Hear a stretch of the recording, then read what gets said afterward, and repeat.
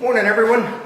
Boxing Day, another cold blustery day out there. I think the wind chill's minus 35. I think it's 22 below. It's snowing pretty good. We're supposed to get 10 to 15 centimeters of snow here. So I've got a couple things I wanted to show you. Just a quick tip for you. If you have a belt sander, when your belts are wore out, hang on to them. They make really good markers for marking straight line on a piece of tubing. Wrap your belt around, line the edges up nice and straight. Show you in the picture here, in the video I guess it is. Once you've got it nice and square all the way around, you can run a mark around and it'll give you an exact straight cut around your piece of tubing you're wanting to cut. Just a quick tip there for you. So I'm back to work on the pedal car here. What I've got going on, I'm trying to get, now this thing, for any of you that didn't start when I started on the project, came out of a rock pile on a farmer's field and laid there for, we're thinking probably in the neighborhood of 50 years, maybe 40 years. It was repaired many, many times, probably for different kids. It's a British-made Line Brothers Vauxhall. Anyhow, I have no pictures of an original one.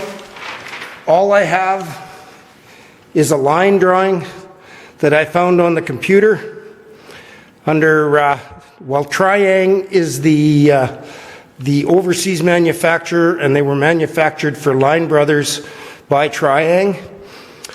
This is kind of a fancy model. It's got a lot of extras. The headlights were missing. He does have the embossed arrows that go on the sides here. The door's missing. Like I said in the other ones, there's nothing for the windshield standoff or anything. No rad cap, no bumpers. I've got to build the fake convertible top that's folded up there. It's more of a handle, I think, for pushing the car for another kid to push the one that's in it. And so I'm carrying on here.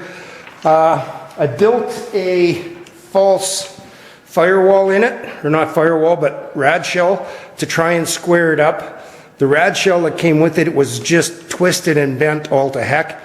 So it was holding everything crooked. So I manufactured this piece to set inside, tacked it all the way around. It now holds everything nice and strong and firm. The next thing I'm going to work on, and this is something you guys may run into yourself quite a bit, the hood on this had a great big dent in it. It was pushed way down. I'm not sure what happened there. There's a crack back here, not a lot of strength. The farmer bent some 1/8 by 1 inch strapping and just screwed it on around to try and strengthen it up.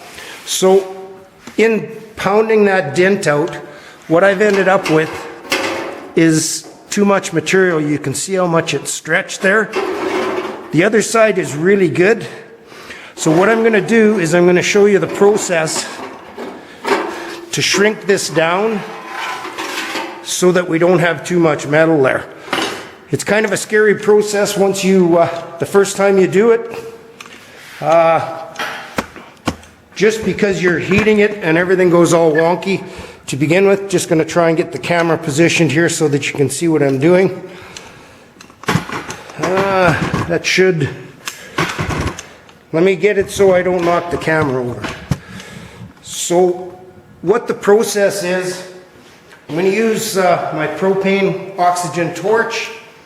I'm going to heat this up a little bit in the center, and I've got a bucket of ice cold water here, and I'm going to slowly work out into a bigger circle, and that's going to shrink that right down for me. Well, just let me get the torch going here, and we'll screw this up together.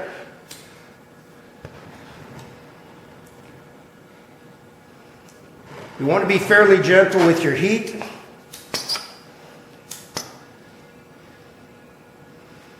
And you don't want to get it red. My torch is not being user friendly here, so.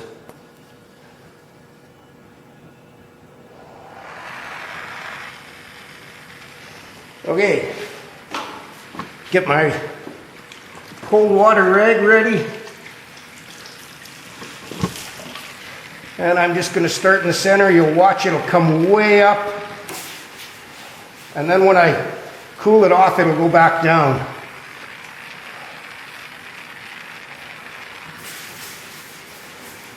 If you go to red and then do this, what you're going to end up with is really brittle metal,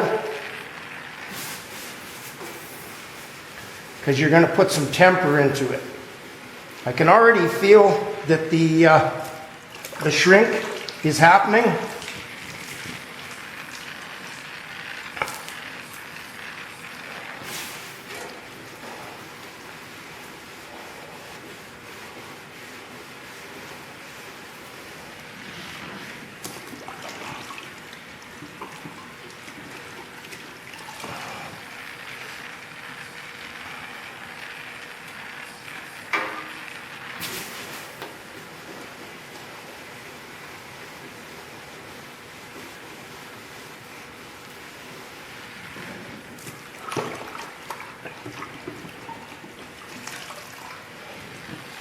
Now, if you've got a really, really bad stretch in it that you have to get out, you can heat it up pretty good and then start hammering with your dolly on the center and move in from the outside. And what it'll do is it'll put the metal together and pull it into the center. So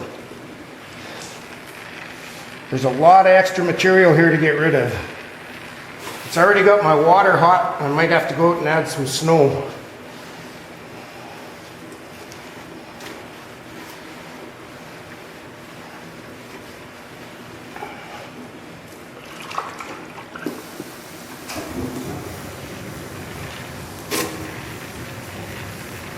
You can watch it puff way up and then it drops right down again.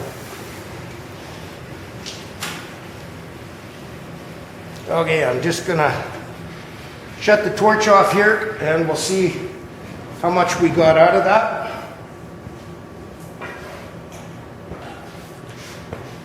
Grab a dry rag here.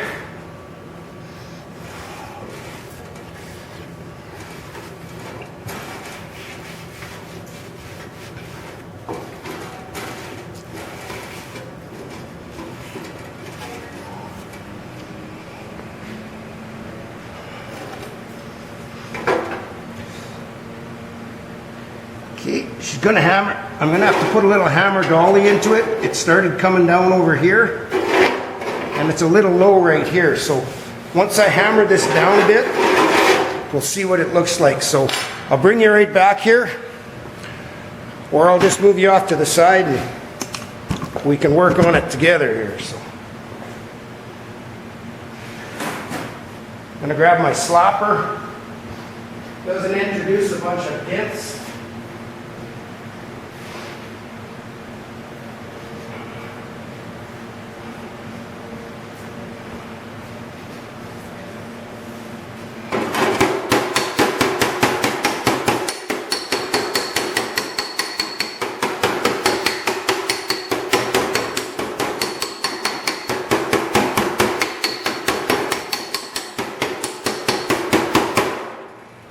What I'm doing is moving the dolly around the outside edges and hammering down on the inside here. Oop, gonna lose her off the table.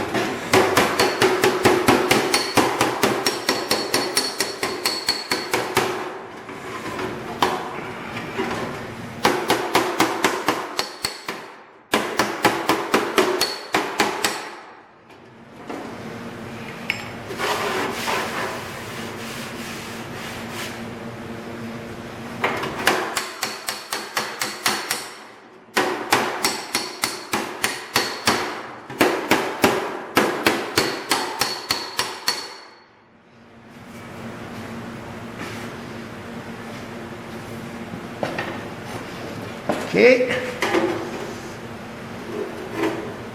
good down here.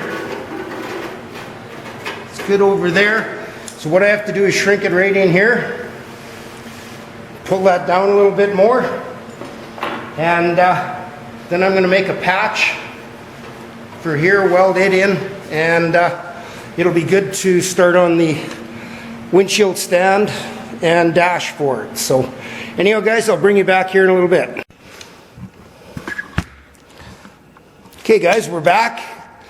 So what I've done is I heated this up, and then I used the hammer and the dolly and worked the center down to push the steel back to the outer edges. It's really good now.